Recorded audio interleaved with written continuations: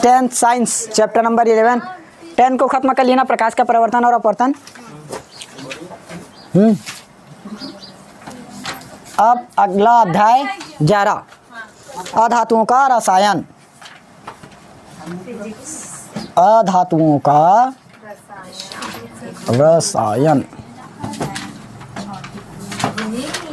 जो लोग chapter number 10 को और समझना चाहते हैं उन्हें कल होगा वीडियो अपलोड, देख लेना।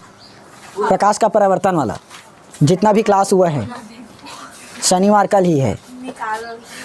देखो अब अधातु, सबसे पहले ना अधातुओं के बारे में जानते हैं। ये है कहाँ पर? अधातु किसे कहते हैं ये बताओ तो। जस्ट धातु का उल्टा होता है ना, जो इलेक्ट्रॉन क्या करता है? ग्रहण। और हाँ माइनस चार्ज। और वह हो तो माइनस चार्ज और ऋण आयन क्या है? विद्युत का अधातु कुचालक है, धूल सुचालक है। कुचालक है सुचालक? हाँ ग्रेफाइट बस सुचालक है। ग्रेफाइट क्या है? अधातु है, लेकिन अधातु होते हुए भी क्या है? विद्युत का सुचालक। सुचालक। ग्रेफाइट अधातु है ना, लेकिन फिर भी विद्युत का सुचालक है। 3 पॉइंट पढ़ ली। और कुछ? हाँ इसमें चमक पाई जाती है क्या? चमकदार नहीं। हाँ ये चमकदार नहीं होता। ये इतना तो समझ में आ गया है, पहले ही पढ़ चुके हैं। हो गया ना? सोच सोच कर लिख सकते हो। मिटा दूँ ना? पहले लिख चुके हैं इसको। और जो धातु का पढ़ाया था ना, धातु और धातु कर्म, उसी में था। अब अधातु का स्थान देखते हैं। अधातु है कहाँ? अधातुओं का स्थान कि अधातु पाया कहाँ पर जाता है। अधातु एस ब्लॉक में मिलता है क्या? एस ब्लॉक में अधातु आता है? आता है कि नहीं आता एस ब्लॉक में? एस ब्लॉक में तो सिर्फ धातु है, क्षार धातु और क्षारीय मृदा धातु। और डी ब्लॉक भी पूरा धातु है, एक दिन पूरा बताया था आवर्त सारणी। हाँ पी ब्लॉक में मिलता है। कहाँ पर? P block.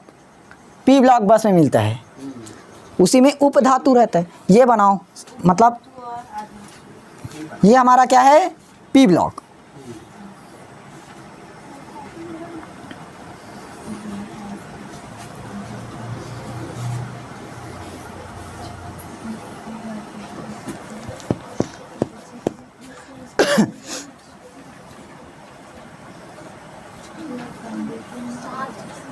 ये हो गया।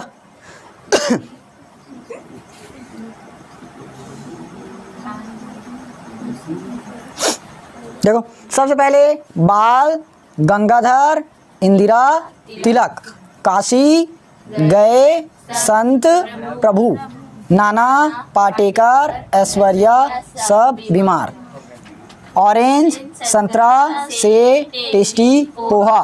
फिर कल बाहर आई आंटी। हिडन नेहरा अगर कर 0 रन आउट। ये छूट गया। ये हो गया। देखो आधा तो कहाँ पर पाया जाता है? अरे उड़ान से स्टार्ट रहता है, सिलिकॉन में आता है, जर्मेनियम में भी आता है, फिर आर्सेनिक, एंटीमनी और टेल्यूनियम। टेल्यूनियम इतने में रहता है ना, और ये पोलोनियम। बस देखो ये जो सीढ़ी वाला लाइन है ना, ये हमारा क्या है? पूरा ना उपधातु। ये क्या है? उपधातु।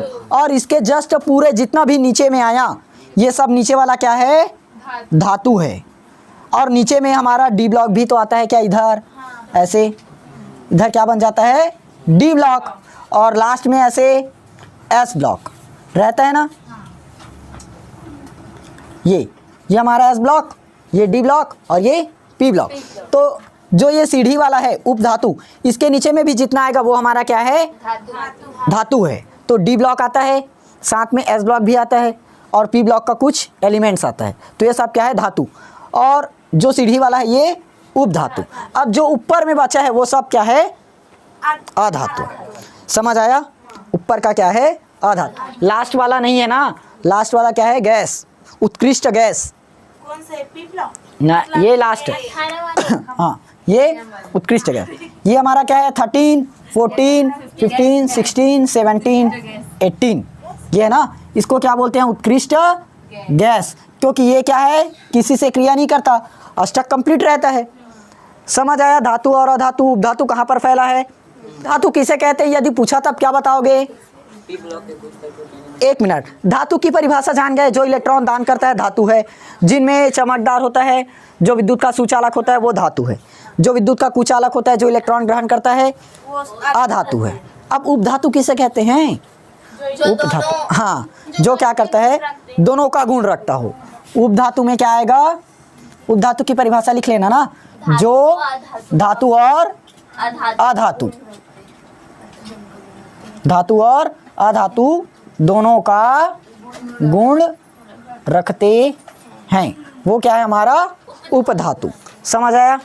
धातु की परिभाषा लिख लोगे, अधातु का उपधातु, हाँ लिखा दिया हूँ ना, हाँ, तो उपधातु बस बचे है, इसको लिखोगे। सबसे पहले क्या करोगे? अधातुओं का रसायन, अधातु डालोगे, हेडिंग, अधातु की परिभाषा लिखना, उसके बाद अधातुओं का स्थान लिखना, फिर उसके बाद उपधातु की परिभाषा लिखना।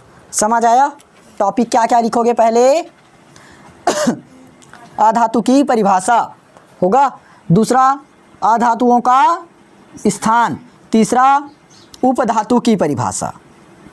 समझ आया? इन तीनों को लिख लोगे।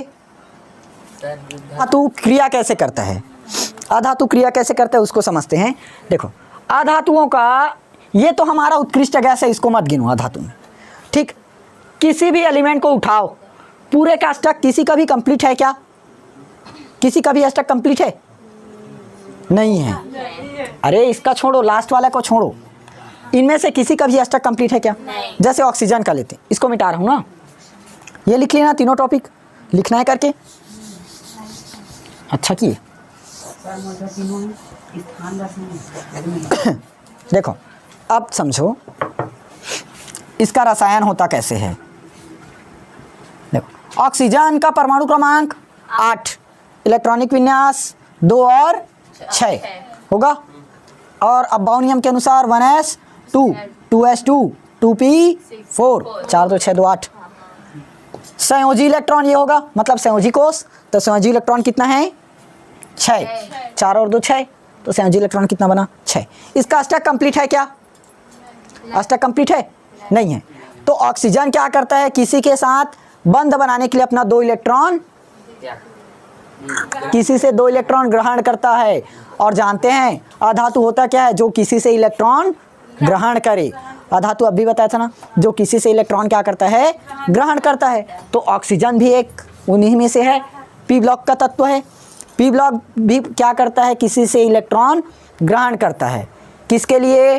अपना अष्टक कंप्लीट करने के लिए करता है इलेक्ट्रॉन ग्रहण, जिसके कारण से क्या बनता है? ये माइनस आयन बनाता है, मतलब ऋण आयन। इलेक्ट्रॉन ग्रहण किया है मतलब ऋण आयन ही तो बनेगा, क्या बनता है ना? इलेक्ट्रॉन ग्रहण करता है मतलब ऋण आयन, और इलेक्ट्रॉन दान करता है मतलब धन आयन बनाता है। जैसे HCl में बनाए, Cl भी हमारा किसका है? पी ब्लॉक का तत्व है। तो क्लोरीन का परमाणु क्रमांक 17, 2, 8 और 7 है। इसका अंतिम इलेक्ट्रॉन कितना है? 7। कंप्लीट करने के लिए कितना चाहिए रहता है? कितना चाहिए रहता है कंप्लीट करने के लिए? 8। 8 इलेक्ट्रॉन में कंप्लीट होता है ना, तो अभी 7 है, तो कितने इलेक्ट्रॉन चाहिए? एक इलेक्ट्रॉन चाहिए ना। 2 3 4 मुझे सुनाई दे रहा था। चलो, 1 इलेक्ट्रॉन चाहिए, तो ये 1 इलेक्ट्रॉन किसी को देगा या 1 इलेक्ट्रॉन किसी से लेगा? लेगा। तो किससे लिया है? हाइड्रोजन। हाइड्रोजन के पास 1 इलेक्ट्रॉन रहता है, और क्लोरीन के पास 1 2 3 4 5 6 और ये 7 हुआ 7। तो इसने 1 इलेक्ट्रॉन क्या कर लिया? दे दिया। तो क्या बन गया? HCl। साझा किया ना, तो क्या बन गया? HCl। NaCl बनाए। Na का 11 रहता है, परमाणु क्रमांक 2 और 8 और 1। क्लोरीन का 17 भी निकाले हैं, 2 8 7। इसके पास 1 है।